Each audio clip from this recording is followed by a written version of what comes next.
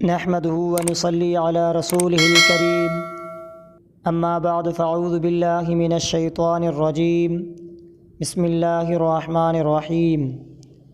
آج میں آپ کے سامنے ان چیزوں کے بارے میں بتاؤں گا جو اکثر لوگ ان میں مبتلا ہے، یعنی افطار کے متعلق بعض کوتاہیوں کے بارے میں جو اکثر لوگ ان میں کوتاہی کرتا ہے، جس میں آج کل عام مسلمان تو مبتلا ہے اور بعض مرتبہ علماء صلحاء بھی کسی وجہ سے مرعوب ہو کر یا اپنی طرف سے کچھ تاویل کر کے مبتلا ہو جاتے ہیں اور آخرت کے ثواب سے محروم ہو جاتے ہیں۔ ہر کوتاہی کو اپنے آپ کو خود بھی بچنے کی فکر کریں اور اپنے متعلقین، اہل خانہ، اقارب، دوست و احباب کو بھی اس کی طرف متوجہ دلائیں۔ سب سے پہلے کوتاہی میں آپ کے سامنے وہ کوتاہی بتاؤں گا ان کوتاہیوں کا ذکر کروں گا جو افطار کے وقت دعوت میں ہوتی ہے۔ افطار کی دعوتیں دی جاتی ہیں اور جب سے کم سن بچوں سے روزہ رکھا کر ریاکاری کا سلسلہ چلا ہے، اس وقت سے ان دعوتوں کا رواج اور زیادہ زور پکڑ گیا ہے۔ دعوت و ضیافت تو اچھا کام ہے، مگر اس کے ساتھ یہ جو مصیبت کھڑی ہو گئی ہے کہ افطار کرتے وقت نماز مغرب بالکل چھوڑ دیتے ہیں یا جماعت ترک کر دیتے ہیں، یہ ایک عظیم خسارہ کی ہے۔ اگر دعوت نہ ہوتی تو مغرب کی نماز جماعت کے ساتھ مسجد میں پڑھتے اور 27 نمازوں کا ثواب پاتے، مگر دعوت نے یہ سب ثواب ضائع کر دیا۔ اب اس میں بتائے کیا مزہ رہا جب دعوت انسانی کی وجہ سے دعوت رحمانی کی شرکت سے محروم ہو گئے، جس کے طرف حی علی الفلاح، حی علی الفلاح، حی علی الصلاح، جس کے طرف حی علی الفلاح، حی علی الفلاح کی طرف منادی ربانی نے بلا دیا تھا اور اس کو اس نے ضائع کر دیا۔ کوتاہی میں بعض اس میں بھی کوتاہی کرتے ہیں، بعض حضرات جماعت تو بالکل نہیں چھوڑتے لیکن 1-2 رکعت جماعت سے پا لیتے ہیں۔ ان میں وہ حضرات بھی ہوتے ہیں جو دوسرے مہینوں میں صف اول اور تکبیر اولیٰ ناغہ نہیں ہونے دیتے، مگر رمضان جیسے مبارکہ مہینہ میں صف اول اور تکبیرات کے عظیم ثواب کو افطاری کے نظر کر دیتے ہیں۔ اللہ تعالی ہمیں سمجھ عطا فرمائے۔ تیسری کوتاہی یہ ہے کہ بعض ضیافتوں میں مولوی، حفاظ قرآن حضرات موجود ہوتے ہیں، یہ صاحب دعوت ہی کے گھر میں جماعت کی نماز پڑھ دیتے ہیں۔ اس میں جماعت کا ثواب تو مل جاتا ہے، مگر 2 باتیں اس میں بھی قابل توجہ ہے۔ ایک وہ بات جو ابھی عرض کی گئی کہ جس ماہ میں زیادہ سے زیادہ نیکیوں کی طرف متوجہ ہونے کی ضرورت ہے، اس میں بڑی جماعت کی شرکت چھوڑ دی اور مسجد جانے میں ہر قدم پر نیکی لکھی جاتی ہے اس سے محروم ہوئے۔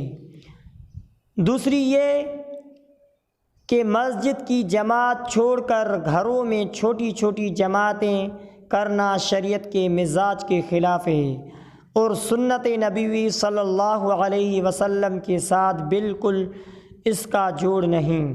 ہر نیک کام کے رفعت بلندی کا معیار سنت کے مطابق ہونا چاہیے۔ تھوڑا تھوڑا ہٹنے سے آگے چل کر بہت زیادہ ہٹ جاتے ہیں۔ بہت سی بدعات نے اس طرف رواج پایا ہے۔ دعوت افطار ممنوع تو نہیں۔ شاید کوئی یہ خیال فرمائے کہ دعوت جیسی نیکی سے روکا جا رہا ہے، حالانکہ یہ دعوت سنت کا کام ہے، سنت ہونے میں کیا شک ہے، مگر نماز با جماعت مسجد میں ادا کرنا کیا سنت نہیں؟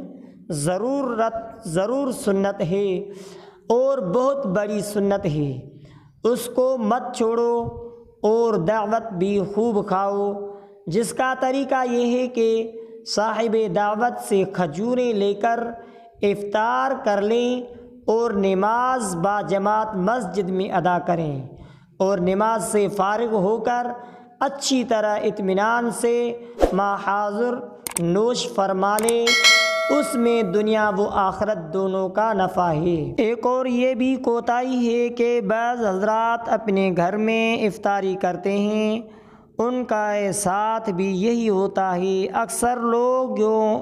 اکثر لوگوں کی جماعت برباد ہوتی ہے، پھر جب مسجد میں جماعت ملنے سے مایوسی ہو جاتی ہے تو اکثر لوگ گھر ہی میں نماز پڑھ لیتے ہیں، اسی طرح روزانہ مسجد کے برکات سے محروم رہتے ہیں۔ جب ان سے مسجد میں افطار کے لیے کہا جاتا ہے تو مسجد میں افطار کرنے کو حقیر سمجھتے ہیں، اور ایسا کرنا ان کے لیے یہ عار کا باعث ہے۔ افسوس صد افسوس ان لوگوں پر جو اپنے گھر میں یا کسی بندہ کے گھر میں جا کر کھانا فخر اور خدا پاک کے در پر حاضر ہونا اور افطار کرنا عار سمجھتے ہیں۔ اگر یہی خیال ہے تو تمام افطار بیکار ہی بیکار ہے۔ بہت سے حضرات کوتاہی میں افطار تو مسجد میں کرتے ہیں اور نماز بھی جماعت سے پڑھ لیتے ہیں، مگر یہ لوگ دوسرے قسم کی کوتاہی میں مبتلا ہوتے ہیں اور مسجد کے آداب کا خیال نہیں رکھتے۔ مثلاً کھجوریں وغیرہ کھا کر ان کی گٹھلیاں مسجد ہی میں ڈال دیتے ہیں۔ بعض دفعہ مسجد کے دریوں اور صفوں پر رہتی ہیں، جس سے بعض لطیف المزاج حضرات کو سخت اذیت ہوتی ہے، اور مسجد کو گندہ کرنے کا گناہ اس سے الگ ہے۔ نمبر 2، مسجدوں میں مختلف قسم کی افطاری ہوتی ہے اور اس کو تقسیم کیا جاتا ہے۔ افطار کرنے والے حضرات اس کو لے کر مسجد کے مختلف گوشوں میں بیٹھ جاتے ہیں، پھر افطار کے وقت اس پر ایسا چھپٹتے ہیں کہ کچھ ہوش نہیں رہتا۔ چاول، دالیں اور دیگر اشیاء کے بھورے مسجد کے صحن میں خوب پھیلے جاتے ہیں۔ بعض لوگ صفوں پر بیٹھ کر ایسا کرتے ہیں تو دریاں خراب ہو جاتی ہیں، اور پھر تمام نمازیوں کے قدموں میں آ کر چپکتی ہیں، جس میں سب سے بڑا گناہ خدائے ذوالجلال کی عطا کی ہوئی رزق و روزی کی سخت ناقدری اور ناشکری ہے۔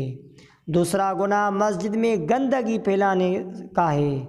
تیسرا گناہ آنے والے نمازیوں کو ایذا پہنچانا ہے، اور ایذا مسلم حرام ہے۔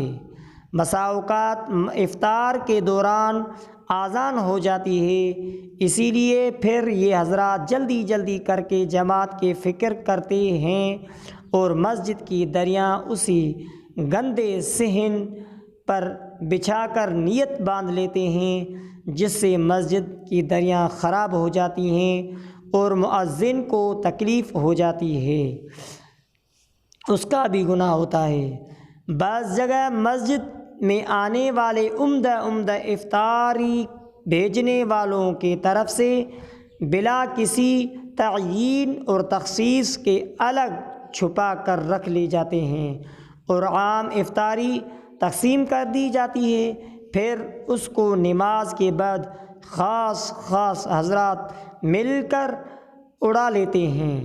یہ چوری نہیں تو اور کیا ہے۔ افطار کرانے والے نے اس غرض سے مسجد میں بھیجا کہ روزہ اس سے افطار کریں اور اس کا ثواب ملے، اور یہاں اس غریب کے افطاری کا یہ خون ہوتا ہے۔ کچھ تو اللہ کا خوف کریں اور اللہ کے عذاب آخرت سے ڈریں۔ اللہ تعالیٰ تمام مسلمان مرد اور عورتوں کو رمضان المبارک اور افطاری کرنے کے تمام فیوز و برکات سے مالا مال عطا فرمائے، اور تمام گناہوں، نافرمانیوں اور کوتاہیوں سے بچنے کی توفیق عطا فرمائے۔ جیسا کہ ہم نماز وغیرہ، ہم روزہ وغیرہ رکھتے ہیں، لیکن اگر ان کوتاہیوں سے نہیں بچتے تو ہم گناہ گار بھی بن جاتے ہیں۔ تو دعا اللہ تبارک و تعالیٰ سے ہم نے جو کہا قبول مقبول فرمائے۔ وما علینا الا البلاغ۔ اگر آپ نے ہمارا یوٹیوب چینل سبسکرائب نہیں کیا تو سبسکرائب کریں، شیئر کریں، بیل آئیکن کو دبائیں۔